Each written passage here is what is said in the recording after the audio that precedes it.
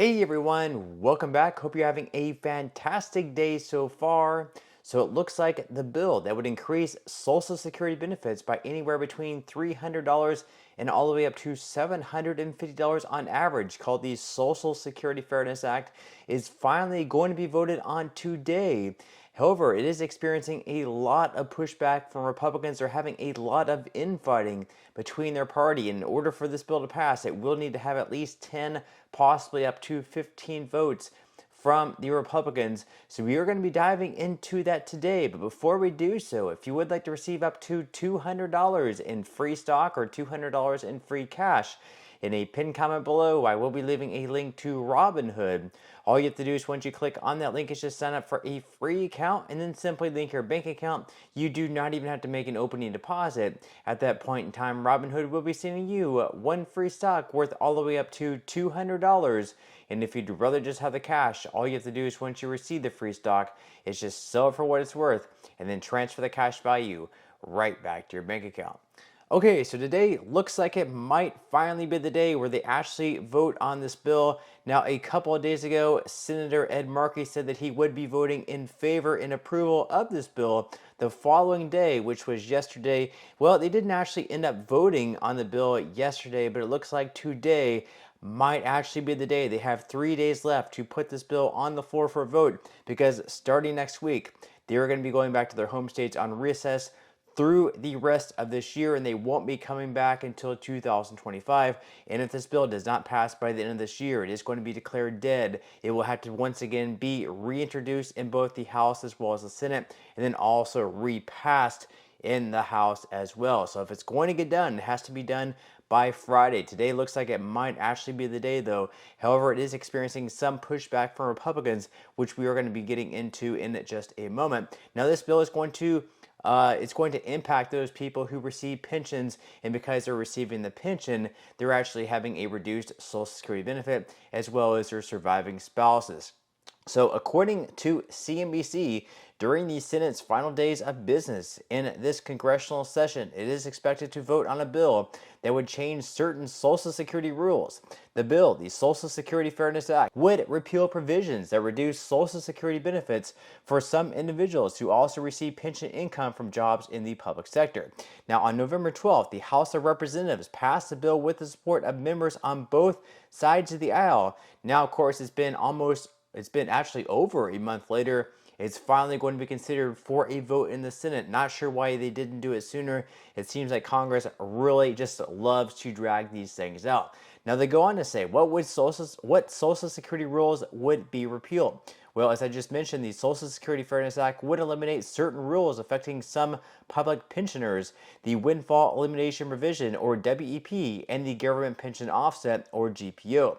Now, the WEP reduces Social Security benefit payments for individuals who also receive income from non-covered pensions, payments from employers who did not withhold Social Security taxes from their salaries. The GPO, on the other hand, adjusts Social Security spousal or widow or widower benefits for people who receive income from non-covered pensions. Now, the WEP was enacted all the way back in 1983 to make it so workers with non-covered pensions were not reimbursed as though they were long-time low-wage earners. Social Security has a progressive benefit formula, which means that low earners receive a higher income replacement rate. The Government Pension Offset was established in 1977 and reduces Social Security benefits for spouses and surviving spouses who receive a pension based on their own government work that wasn't subject to Social Security payroll taxes and Social Security spousal benefits based on their spouse's work record. Now, it's also important to mention here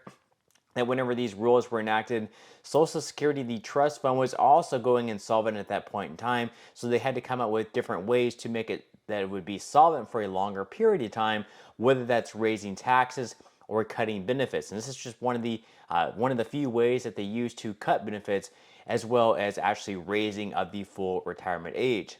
Now, they go on to ask, what are the chances that this bill will pass? Well, last week, Senate Majority Leader Chuck Schumer said he would put the Social Security Fairness Act up for a vote.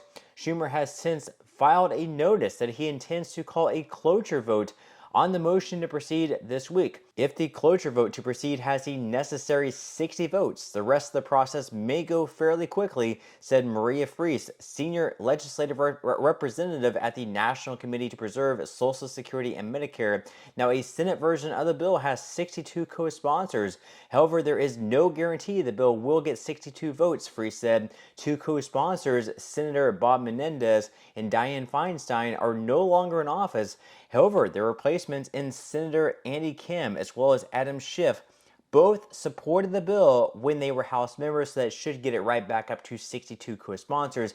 And then yet another co-sponsor, Vice President-elect and current Senator J.D. Vance, may not be present to vote, Fries says. So that could possibly get it down to 61 co-sponsors plus the original sponsor of the bill. So that should be 62 votes, which would be two more than what this bill would need for it to pass the Senate. Unless, of course, we have some senators actually back down, and even though they are a co-sponsor of this bill, actually decide to vote no on it, despite previously being a co-sponsor. And that's exactly what we're having right now, where we actually have a lot of Republicans infighting, saying that we should be voting no on this bill. Now, whether or not the Republicans who were on board with this bill previously or even currently end up listening to them and decide to vote no, we will have to wait and see. But according to The Hill, Republican senators battled behind closed doors on Tuesday over a proposal to beef up Social Security benefits for people who are eligible for non-Social Security government pensions.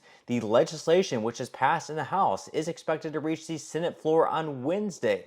But some Republicans who are worried about its price tag are hoping to stop it dead. Now, a group of Senate conservatives, led by Senator Rand Paul, are demanding Social Security reforms, such as gradually raising the retirement age to offset the cost of repealing two policies that reduce Social Security benefits for public sector workers. Paul says the bill, which has 13 Senate Republican co-sponsors, would lead Social Security to become insolvent more quickly. And he said, quote, "I'll propose that as an amendment if we raise the age of retirement gradually, about 3 months a year for the next 12 years, which would be up to the age of 70, and then be linked to longevity. That would pay for this expansion." He said, "I won't vote to support expanding Social Security benefits without paying for it." So basically, this bill is going to cost right around $200 billion. It's also going to speed up the insolvency of the trust fund by another 6 months, possibly even a year. So right now they're talking about 2032, possibly 2033, where the trust fund is going to be going insolvent if nothing is done about it. And whenever the trust fund does go insolvent, they're going to have to do across-the-board benefit cuts for everyone of anywhere between 19 to 26%. So Rand Paul basically here is saying that if he's going to vote in favor of this bill, in order for him to vote in approval of it, what it's going to require is to raise the full retirement age up to 70 or do some other type of mechanism to make sure that this bill is paid for. That way we're not just spending an additional $200 billion. That way we're not going to be speeding up the insolvency date of Social Security by another 6 months without actually paying for that. Leave your thoughts and comments below. What do you think about Rand Paul's comments? Do you agree with what he's saying? Do you agree? Do you disagree? Leave your thoughts and comments below, but that's all we have for today's video, and I will see you in the next one.